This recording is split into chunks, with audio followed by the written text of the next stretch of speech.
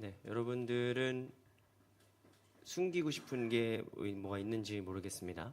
가끔씩 요즘에 핸드폰들이 다 이게 사진이 잘 나와서 사진 찍는 분들이 많은데 어떤 분들은 되게 오른쪽에 자신이 있는 분들이 있고 어떤 분은 왼쪽에 자신 있는 분들이 있습니다. 셀카 찍을 때 보면은 어떤 분은 꼭 이렇게 찍으세요.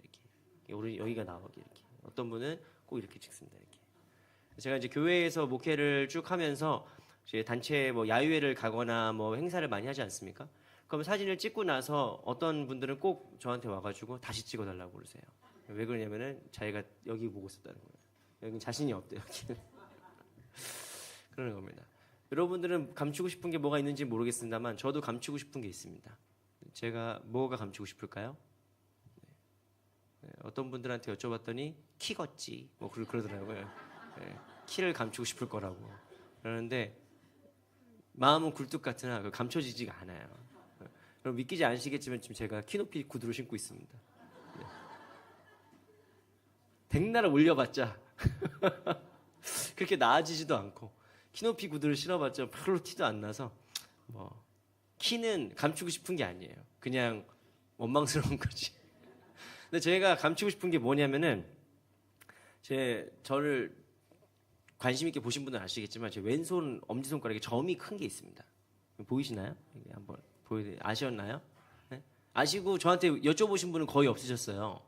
그러면 이제 여러분들은 어떻게 생각하냐면은 악수하거나 목사님 손을 봤을 때 뭐 묻었네, 수박 먹었나, 뭐 이렇게 수박신가 보다, 뭐 이렇게 생각하는 분도 많이 계시고 어떤 분도 여쭤보기도 하시고 막 그러는데 저도 모르게 이거를 되게 감추고 있더라고요. 그러니까 제가 설교를 할 때 손을 되게 많이 쓰지 않습니까? 네, 손을 되게 많이 쓰는데 제가 그러고 싶어서 그러는 게 아니에요. 막 말하다 보면 막 이러고 있어요. 집에 가면 아내가 항상 영상을 보면서 춤 좀 그만 춰. 막 혼자 춤추고 있다고 혼자 막 이러고 막 이러고 정신없어 죽겠다는 거예요. 근데 뭐 이거는 제가 어떻게 할 수 있는 게 아닙니다. 저 그래서 이렇게 꽉 잡고 하거든요. 그런데도 어느 하다 보면 제가 막 이러고 있는 거예요. 그래가지고 근데 제가 영상을 보면서 느낀 게 뭐냐면 내가 어느 순간 주먹을 쥘 때 여기를 이렇게 쥐고 있더라고요. 그러니까 여기서는 막 오른손으로는 막 손도 폈다가 뭐 뻗었다가 주먹도 줬다가 뭐 이렇게 막 하는데 왼손으로 할 때는 약간 이렇게 비스듬하게 한다랄지 여기 이렇게 가려요 제가. 왜냐면은 이게 조금 그래요. 조금 그래요. 그래서 내년에 목표는 점을 빼는 건데 어쨌든 숨기고 싶은 게 있는 겁니다. 누구나 숨기고 싶은 게 있고 감추고 싶은 게 있는 거죠. 오늘 우리가 본문 말씀에서 나오는 이 한 사람도 바로 그런 사람입니다. 이 사람은 어떤 사람이냐? 오른손이 마른 사람이다. 그리스어로 케라라고 하는데 이 케라라는 말은 단순히 뭐 손이 조금 문제가 있다는 게 아니라 생명력이 고갈돼서 비틀어진 상태의 오른손을 갖고 있는 사람입니다.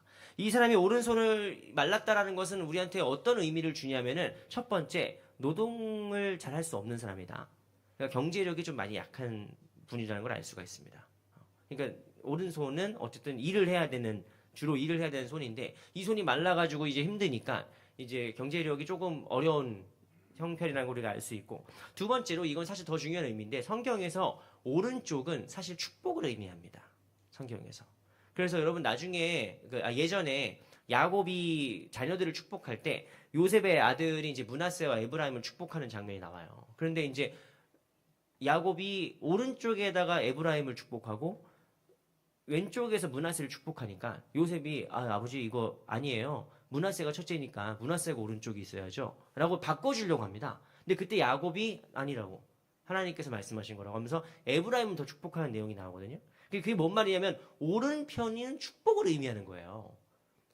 그게 뭐 고대나 뭐 다양한 문화권에서 대체로 그렇긴 한데 오른쪽이 좀 더 축복과 권능과 능력과 뭐 힘 이런 걸 의미하는 겁니다. 근데 이 사람이 오른손이 말라 있다는 건 무엇입니까? 그런 축복의 영역에서 배제되어 있는 자기는 축복을 받을 수 없는 약간 그런 느낌에 있는 것이죠. 그 다음에 실제적으로 중요한 건 뭘까요? 아까 건 영적인 의미고 실제적으로 중요한 건 무엇이냐? 악수를 못해요. 사람들하고 지나가서 만났는데 보통 다 오른손으로 악수하잖아요. 오른손으로 악수하고 이렇게 하는데 이 사람은 항상 어떻게 하겠어요? 이러고 사는 거죠. 이렇게 오른손이 말랐으니까 이렇게 되는 거죠. 제가 아는 친한 교수님 중에 한 분이 신학교 교수님이신데 이분이 선천적으로 좀 장애가 있으세요. 그래가지고 이분이 손가락이 언뜻 보면 이렇게 생겼습니다. 이렇게 생겼어요. 그래서 이제 이분이 요 손가락이 이렇게 돼 있는데 되게 좋으신 분이거든요. 똑똑하시고 신학교 교수님이시고 그 다음에 되게 큰 교회에 계시기도 하고 되게 신학교에서도 보직도 되게 높이 올라갔어요. 그런데 그럼에도 불구하고 그분은 손이 이러니까 이걸 보시면 안 되는데 이 말씀 손이 이러니까 그분이 약간 조금 이게 좀 약간 뭐랄까 숨어 있는 경향이 있어요. 되게 좋으신 분인데 사람을 만나는 걸 좀 되게 꺼려해. 새로운 사람이나 뭐 모르는 사람을 만나는 걸 좀 꺼려하시고 항상 저기 어디 조용한 카페 사람들 아무도 없는 커피숍 같은 데 가가지고 이제 커피 드시면서 이제 뭐 책 보시거나 뭐 일하시는 경우가 많이 있습니다. 그래서 어쨌든 제가 그걸 보면서 교수 정도 돼도 이게 숨기고 싶은 게 사람이 있으니까 숨어버리는 거예요. 안 드러내고 싶어 하지 않는 거예요. 근데 이 사람은 어떤 사람이에요? 평생 그렇게 산 사람이에요. 평생을. 손이 말라가지고 평생을 있는데 그런 사람들 대체로 어디 앉을까요? 예배 시간에? 여기 맨 앞에 앉아있을까요? 저기 있습니다. 저기 구석에 있는 사람들은 지금 손 다 이렇게 봐야 돼요. 이렇게. 자신감이 없으니까 내가 자신감이 없으니까 가운데 나오진 않아요. 앞자로 나오진 않아요. 구석에 있어요. 구석에 있는 겁니다. 그런데 오늘 이 사람이 회당에 나와 있는데 이 사람을 주목한 사람들이 둘이 있는 거예요. 첫 번째는 당연히 예수님이고 두 번째는 서기관과 바리새인들입니다. 서기관과 바리새인들이 이 사람을 딱 주목하고 있어요. 근데 여기서 주목하는 게 이 사람들이 사회적인 엘리트고 지식인이고 지도층이니까 저 불쌍한 사람을 우리가 예배 끝나고 도와줘야지 라고 바라보고 있는 게 아니에요. 이 7절에서 그들을 엿보았다. 예수를 엿보았다라고 하는 파라테레오라는 단어를 쓰는데 이 파라테레오라는 단어는 뭔 뜻이냐? 감시한다는 뜻입니다. 그러니까 본다도 여러 종류가 있잖아요. 본다, 바라본다, 째려본다, 흘겨본다 뭐 이런 거 있잖아요.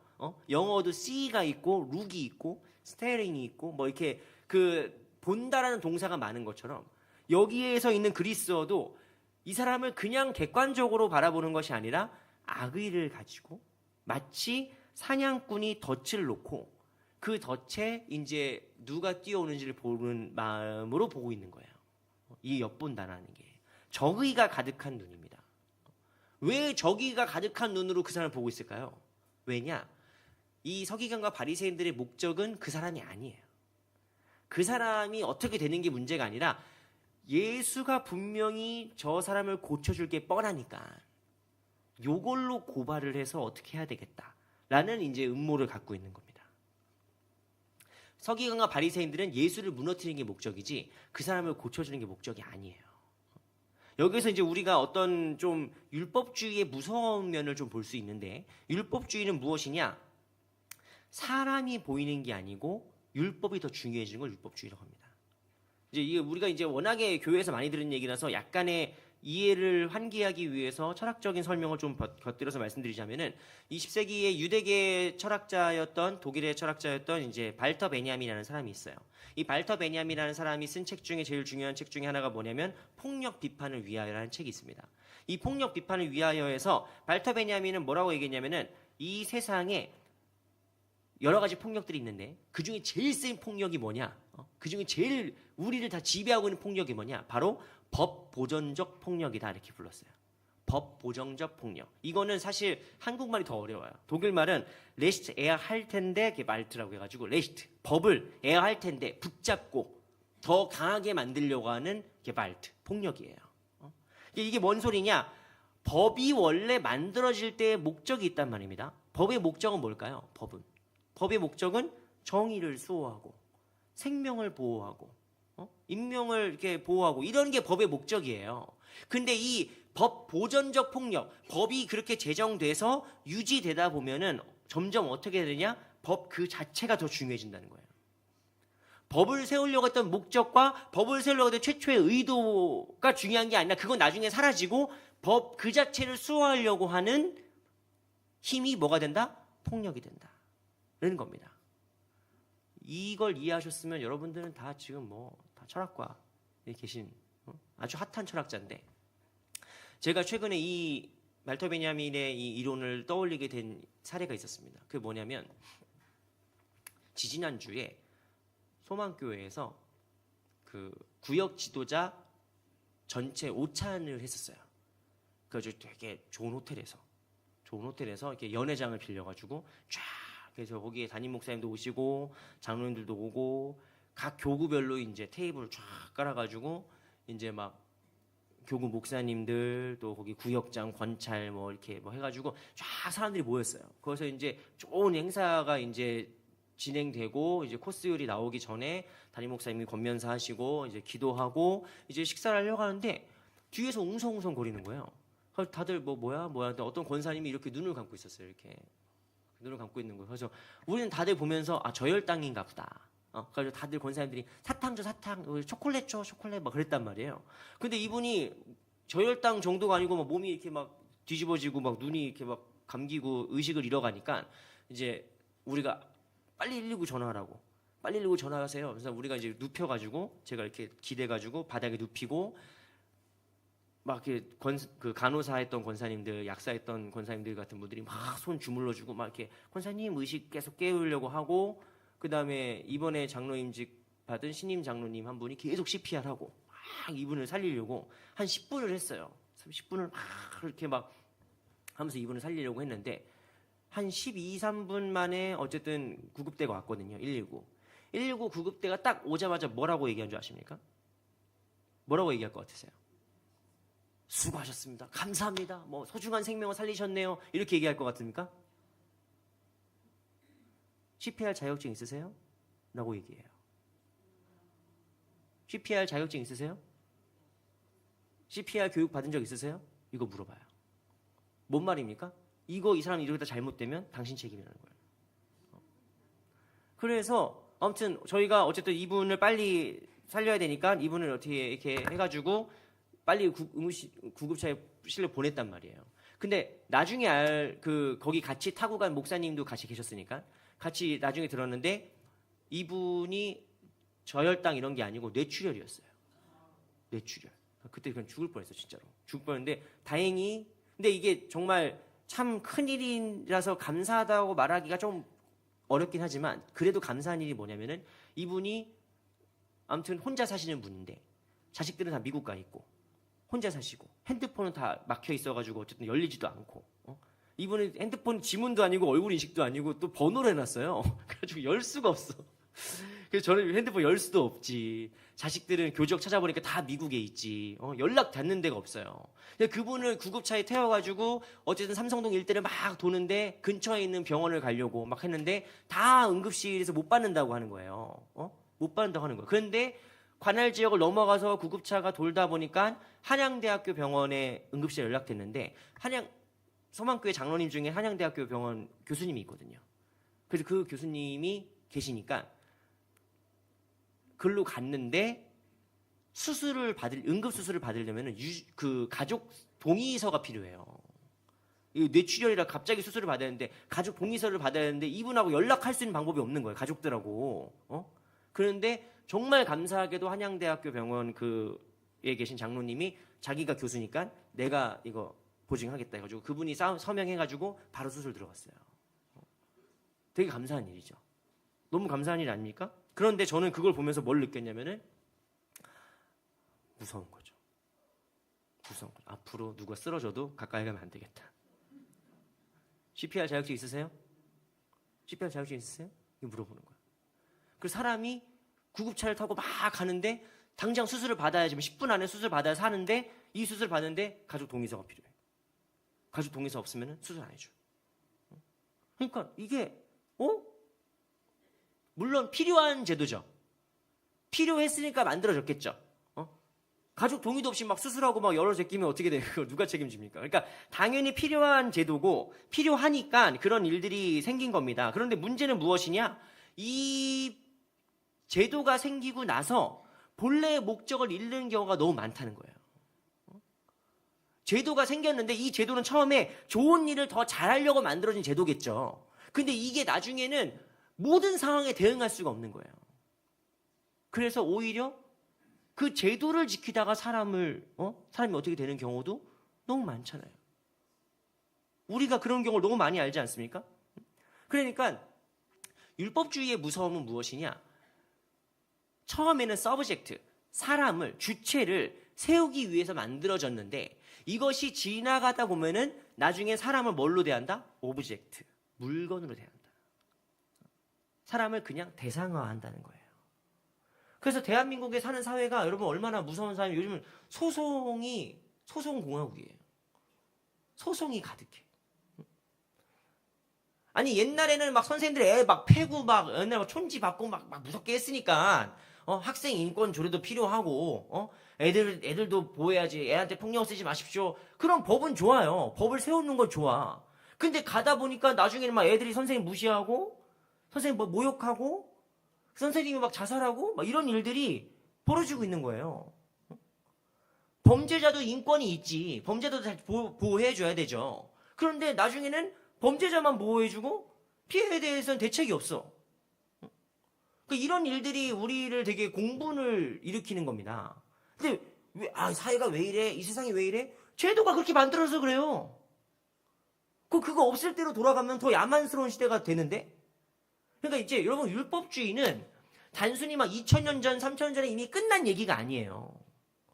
우리가 살아가는 이 사회가 어떤 의미에서 율법주의적인 사회입니다. 뭐라고요? 율법을 지키는 것 자체가 중요하다고요. 그 율법의 처음에 목적과 의미와 이런 게 중요한 게 아니고 요거 자체가 더 중요해지는 거예요. 이런 세상이 율법주의적인 세상입니다. 그런데 오늘 예수님께서 그 바리새인들과 서기관의 마음을 아시고 8절에서 뭐라고 말씀하시느냐? 예수께서 그들의 생각을 아시고 손 마른 사람에게 이르시되 일어나 한가운데 서라 하시니 그가 일어나 서거늘, 이렇게 되어 있습니다. 근데 여러분 이 말씀은 사실 좀 이상한 말이에요. 왜냐하면 공생의 기간에 예수님께서는 누구를 고쳐주실 때 공개적으로 고쳐준 적이 별로 없습니다. 있긴 있죠. 그런데 별로 없어요. 예수님은 누구를 고쳐줄 때 항상 고치신 다음에 뭐라고 말씀하시냐면은 가서 저기 제사장과 그 랍비한테 보이고 정결하게 된다는 허락을 받고 이제 가라. 그 다음에 나에 대해서 아무 얘기도 하지 마라. 왜 어떻게 고쳐졌는지 어떻게 나았는지에 대해서 말하지 마라. 이건 메시아닉 시크릿이라고 하거든요. 메시아 비밀론. 예수님이 자기를 드러내지 않기를 원하세요. 늘 조용히 해라. 말하지 마라. 이렇게 말씀하신단 말이에요. 근데 오늘 본문에서 예수님은 회당에 있는 사람들 다 보고 있는데 한가운데 오라는 거예요. 공개적으로 고치려고 하시는 거예요. 그리고 두 번째, 예수님이 이건 너무 무리한 방법인 게 예수님이 조금만 더 영악한 분이었으면 저처럼 말해야 돼요. 뭐냐면은 지금 바리새인들의 생각을 이미 아시잖아요. 예수님이 8절에. 그러면 베드로나 뭐 제자도 시켜가지고 야야 내일 오라고 해. 내일이 야 오늘은 너무 위험해. 오늘 큰일 난다. 이거 고치면 야 내일 여기서 만나자고 해. 이러든지 아니면은 안식일 회당에서 예배 다 끝난 다음에 야 저 뒤로 따라오라고 해. 뒤로 안 보인대. 얼마든지 고쳐줄 수 있어요. 얼마든지 문제를 일으키지 않을 수 있어요. 예수님은. 근데 예수님이 굳이 그 사람을 일어나서 한가운데로 나와라 라고 말씀하십니다. 왜 그러실까? 왜 굳이 이렇게 무리한 일을 하실까? 라는 겁니다. 그러니까 이거 두 가지 측면에서 살펴봐야 돼요. 하나는 개인적인 측면이고 하나는 본질적인 측면이에요. 개인적인 측면을 말씀드리자면 여러분 예수님은 그냥 치료하시는 의사가 아닙니다. 여러분 우리가 어떤 문제를 가지고 하나님께 기도하러 나왔을 때 하나님은 그 문제를 그냥 뿅뿅 짠짠 해가지고 마법사처럼 그냥 빵 풀어주고 보여주고 끝나는 게 아니라는 거예요. 예수님이 원하시는 건 뭡니까? 전인적인 회복이에요. 전인적인 회복. 그냥 손 많은 사람이 손 쫙 펴지고 와 됐네요. 그래서 이렇게 자 다음 자 패스 다음 뭐 이렇게 가는 게 아니라 그 사람의 지금까지 눌려 있었던 모든 인격을 펴주는 거예요. 지금까지 그 사람이 손을 숨기고 다니고 멀쩡한 척하고 괜찮은 척하고 아니에요. 숨었던 무너져 있던 자기 존엄성을 쫙 세워주는 거란 말이에요. 어디 앞에서? 모든 사람 앞에서. 모든 사람 앞에서 이 사람의 존엄성을 세워주기 위한 거예요. 그 주님께서는 한가운데로 나오라고 하는 말씀이 이 사람에게는 어떻게 들리느냐? 더 이상 숨어 있지 마라. 더 이상 숨기지 마라. 네가 누구다? 네가 오늘 예배의 주인공이야. 네가 오늘 하나님의 역사의 주인공이야. 숨어 있지 말고 숨기지 말고 예배 가운데 앞으로 나오라는 거예요. 한가운데 쓰라는 거예요. 그래서 이 사람이 결국 주님의 이 명령을 듣고 용기를 내서 담대하게 나아가는 바람에 이 사람이 고침을 받습니다. 치유를 받는 거예요. 이건 이 사람의 개인적인 신앙의 고백이에요. 근데 우리는 이제 후대를 사는 사람으로서 이 성경 전체의 맥락을 보고 알 수 있지 않습니까? 예수님의 의도는 사실 더 깊어요. 예수님의 의도는 이 사람 한 사람을 고쳐주는 의도를 넘는 거예요. 그건 뭐냐? 아까 우리 말씀드렸던 율법주의에 대한 그 초월입니다. 율법주의를 넘어서는 거예요.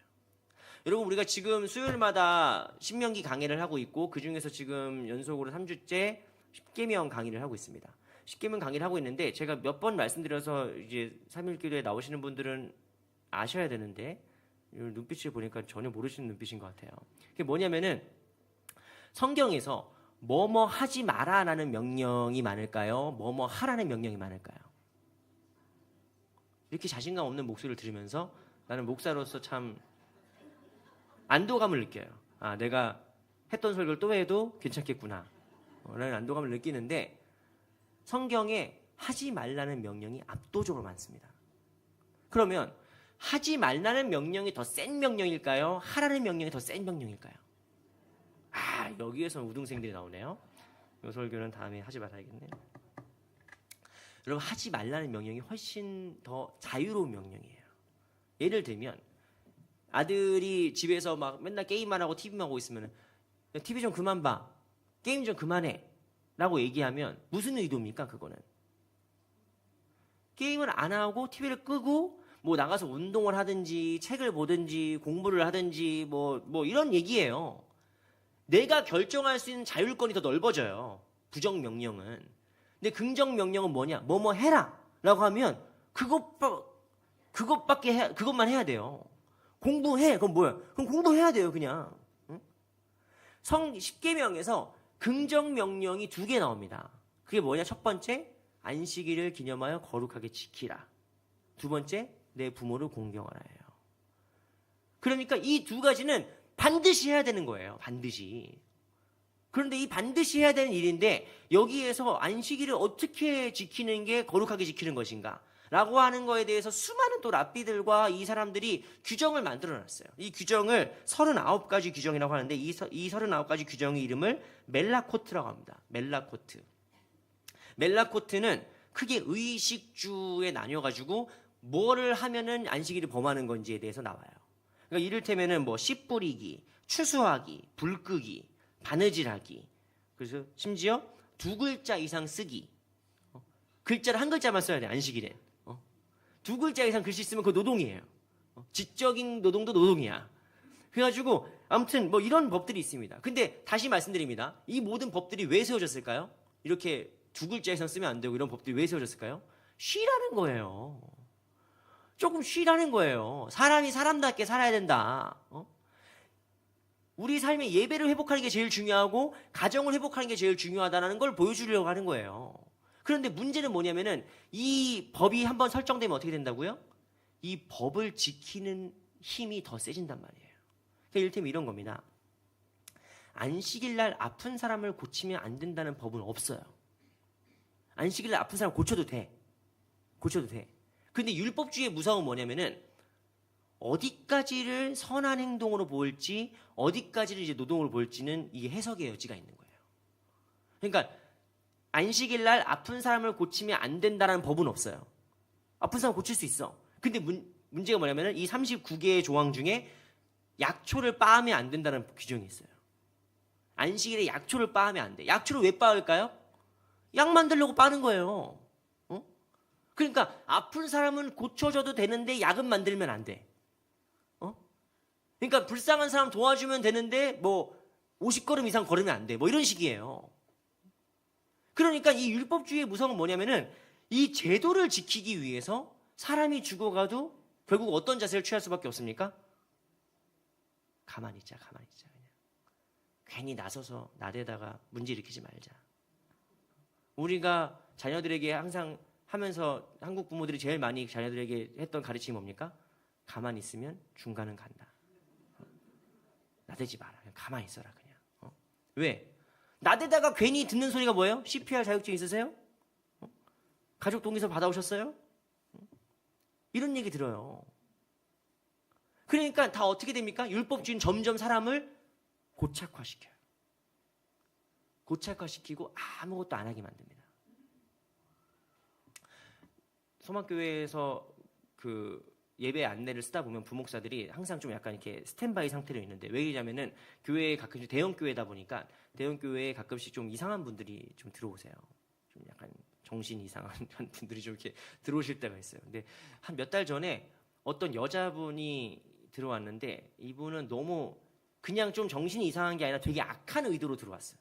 그래가지고 거의 막 교회 바깥에서 막 주차장에서 담배 피면서 돌아다니다가 막 지나가는 권사님들, 지나가는 애들 막 있으면 갑자기 막 소리 지르고, 가까이 가가지고 막 소리 지르고 막 그런 다음에 이제 보통 이제 그럼 이제 그래도 남자 어른들한테 또 안 그래, 또 무서우니까 여자들한테 보통 이제 그렇게 막 소리 지르고 가고 막 뭐 이렇게 막 괜히 이상한 말 던지고 막 그러는데, 이제 그 사람이 교회 본당에 들어가지고 오후 예배 시간에 들어가서 앉았는데 막 거기서 전화 통화하고 막 소리 크게 내니까 예배부 담당 집사님이 이제 그 여자를 끌어낸다기보다 이제 왜 그러세요? 가지고 막 뭐가요? 무슨 뭐 아이씨 좋아해요? 막 이런 식으로 나오니까, 그래서 이제 그 집사님이 이러지 말고 나오시죠 하면서 이렇게 어깨를 딱 잡았단 말이에요. 팔이랑 어깨를 딱 잡았단 말이에요. 그러니까 성추행 하면서 112 신고해 버렸어요. 그 자리에서 그냥 112 신고해가지고 경찰들 와가지고 일단 조사가 접수됐으니까 가야 된대. 그래가지고 그 집사님이 막 억울해가지고 막 부목사를 보고 있는데, 부목사를 다 어떻게 하고 있었을까요? 다 딴 데 보고 있었습니다. 이렇게 보이는데 보이지 않아. 우린 보이잖아요. 근데 우리 부목사들은 다 교육을 받아요. 뭐냐면 이게 제일 이단들이 많이 쓰는 수법이거든요. 난동을 부려서 이성이 만졌을 때 성추행이라고 거는 거예요. 그럼 법이 그게 안 보입니까? 누가 봐도 지금 회방을 일으키고 문제를 일으키려는 사람이잖아요. 그런데 그거를 무슨 뭐 이런 걸로 걸어요. 그러니까 제도가 사람을 살리는 게 아니라 오히려 사람을 이렇게 망가뜨릴 때가 되게 많다는 거예요.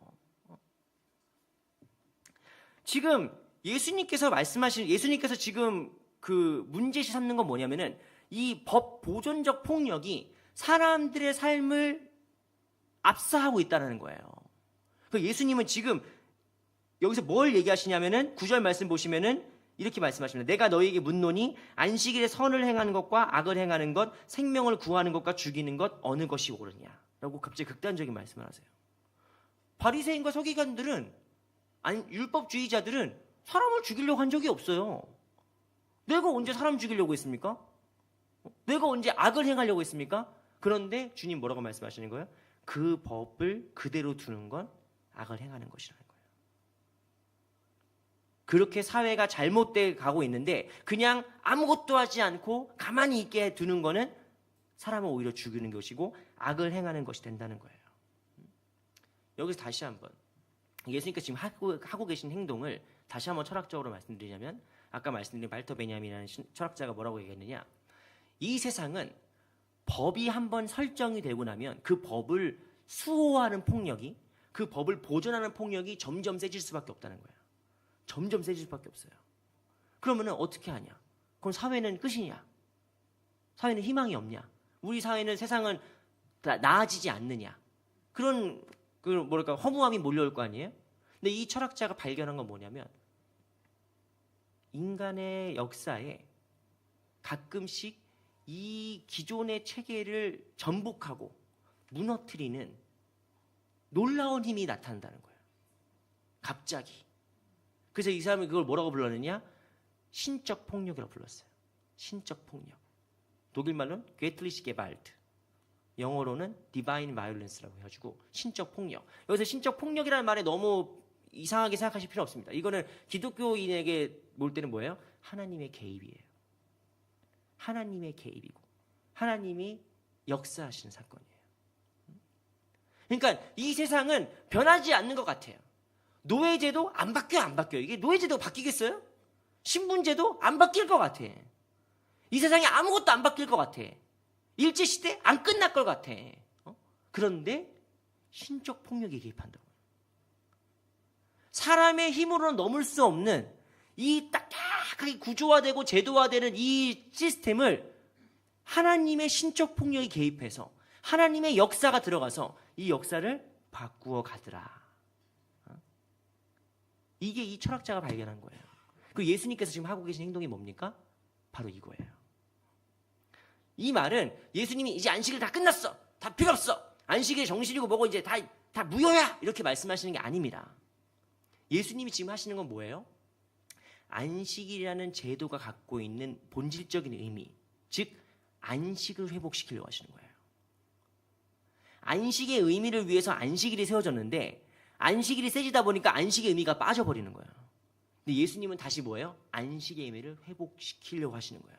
그러려면 뭘 해야 돼요? 지금의 제도에 저항할 수밖에 없어요. 지금의 제도를 공격할 수밖에 없어요. 이게 이를테면 이런 겁니다. 집에 불이 났어요. 집에 막 건물에 불이 났어요. 불이 났는데 소방관이 들어가가지고 문을 열고 불을 꺼야가지고 망치로 도끼로 문을 깨부셨단 말이에요. 근데 누군가 나타나가지고 그거 개인 사유재산 침해죄 아니에요? 주거 갑자기 주거 침입죄 이런 거 아니에요? 이렇게 얘기하면은 그 사람 정신 나간 사람이죠. 뭐죠? 지금 상황이 응급 상황이라는 걸 의미하는 거예요. 이머전시잖아. 응급 상황일 때 소방관은 주거 침입죄 위에 있는 거예요. 여러분 자동차 꽉 막히고 있는데 뒤에서 삐요삐요삐요 소리 나면 여러분 길 비켜줍니까? 안 비켜줍니까? 비켜줘야죠. 구급차는 신호를 안 지키고 그냥 가죠. 그걸 보고 누군가 구급차가 왜 신호를 안 지키냐고, 도로에서 다 신호 지켜야지 라고 얘기하면은 정신 나간 사람이에요. 지금 더 중요한 건 뭡니까? 사람을 살리는 거거든요. 여러분 예수님은 율법이 필요 없다 말씀하시는 게 아닙니다. 시스템 필요 없다고 말씀하시는 게 아니에요. 지금 예수님은 응급 상황을 말씀하고 계신 거예요. 지금 이 응급 상황이다. 그때는 예수님께서 그 정해진 율법과 시스템을 넘어서 창조적 파괴를 할 수 있다는 거예요. 왜 그러느냐? 6장 5절에 나오는데 인자는 안식일의 주인이기 때문이에요. 아무나 그렇게 하는 게 아니에요. 하나님은 그렇게 하실 수 있는 거예요. 하나님이 안식의 주인이기 때문에. 근데 여러분 여기까지 보면 이게 예수님의 의도입니다. 이게 예수님의 의도예요. 처음에 모세가 안식일의 그 십계명에서 그 말씀을 정한 다음에 몇천 년이 지나면서 이게 율법주의가 됐단 말이에요. 그때 예수님께서 원하셨던 건 뭐냐면 이 안식일에 사람을 고침으로써 안식일의 주인이 누군지, 지금 어떤 상황인지, 하나님의 뜻은 안식을 어떻게 회복시키려고 하시는 건지 이런 거를 하시려고 하시는 게 예수님의 뜻이에요. 그런데 여러분 이 모든 지금까지 제가 얘기했던 모든 이야기의 전제가 무엇이냐? 그 사람이 앞으로 나와야 돼요. 예수님의 의도는 지금 명확합니다. 예수님의 의도는 단순히 그 사람에게 국한되어 있지 않아요. 예수님의 의도는 몇천 년을 거쳐왔던 율법주의의 그 견고한 성을 넘는 거예요. 근데 그 모든 엄청난 뜻을 이루는데 누가 필요한 거예요? 그 손 마른 사람이 앞으로 나와야 돼요. 그 순종이 없으면 지금까지 예수님이 했던 모든 말씀과 그 기적들은 의미가 없는 게 돼버립니다. 일어나 앞으로 나와라. 근데 그 사람이 저요? 저요? 그러면서 아니에요. 다음에 할게요. 다음에 이렇게 뒤로 뺐잖아요. 그럼 예수님 뻘쭘해지는 거예요. 뻘쭘해지고 안식일의 의미를 바꾸려 하셨던 그 말씀의 의미들이 그냥 도루묵, 그냥 땅바닥에 물처럼 쏟아져 버리는 겁니다. 그러니까 지금 이 예수님의 말씀, 안식의 의미를 완성시키고 반전시킨 주인공은 누구냐? 첫 번째는 예수님이고 두 번째는 그 손 마른 사람이에요. 손 마른 사람이, 오른손 말랐던 그 사람이 예수님의 그 음성, 일어나 한가운데로 와서 서라 라고 했던 그 말씀을 듣고 나의 지금 부끄러움과 나의 연약함과 나의 수치와 나의 이 부족함을 그대로 있는 그대로 갖고 나왔을 때 그게 뭐가 되는 거예요? 하나님 말씀의 통로가 되는 거예요. 하나님의 역사의 통로가 되는 거예요. 여러분, 예배는 무엇입니까? 와서 그냥 좋은 교양 강의 듣고 가는 게 아니에요. 이 예배는 뭐예요? 여러분들이 다 주인공이에요. 오늘 예배의 주인공은 누굽니까? 납니다. 하나님 역사의 주인공은 누구예요? 나라고요. 나라고 하니까 또 이재용 목사님인가 라고 생각할 수도 있는데, 여러분 다 예배의 주인공은 앞에서 설교하는 목사만 있는 게 아니라, 찬양팀만 있는 게 아니라, 장로님이나 권사님만 있는 게 아니라, 이 자리에 나와서 예배드리는 모두가 예배의 주인공이에요. 그리고 우리가 나의 부족함, 나의 부끄러움, 나의 수치, 나의 상처, 심지어 나의 죄를 가지고 있는 모습 그대로 한가운데 나와서 예배의 한가운데, 말씀의 한가운데 나를 던질 때 그게 뭐가 되는 거예요? 하나님의 역사의 통로가 되는 겁니다. 그게 하나님의 뜻을 이루는, 온전하게 이루는 그 사건이 되는 거예요. 그 사람이 알았겠어요? 자기 손 고쳐주는 게 뭐 안식일이랑 무슨 의미예요? 근데 그 사람 손 고쳐주는 게, 안식일날 그 사람 손을 고쳐주는 게 지금까지 몇 천 년 동안 쌓았던 율법주의의 그 견고한 벽을 넘는 신적 폭력이 된단 말이에요. 그게 신적 권능이라고. 근데 그 신적 권능을 이루는 사람이 누굽니까? 오늘 나의 부족함이에요. 이게 성경의 신비입니다. 오늘 나의 연약함이, 오늘 나의 부족함이, 오늘 나의 이 부끄러움과 수치가, 심지어 과거 나를 싸매고 있는 트라우마와 범죄들이, 심지어 그 모든 것들이 하나님의 말씀에 의지하여서 일어나 한가운데로 나올 때 하나님의 역사의 통로가 되고 축복의 통로가 되고 주님의 나라와 뜻이 이루어지는 거룩한 길이 다 될 줄로 믿습니다. 우리가 그런 말씀의 정신을 가지고 함께 찬양을 부를 텐데, 이 찬양 아까 우리 찬양팀과 함께 부르셨죠? 이 가사를 묵상하시면서 노래를 모르더라도 여러분, 나의 삶 속에, 내가 사랑스럽지 않을 때에도 나의 삶 속에 나를 통해 일하시는 하나님의 그 나라와 뜻을 소망하는 마음으로 함께 찬양하고 기도합니다.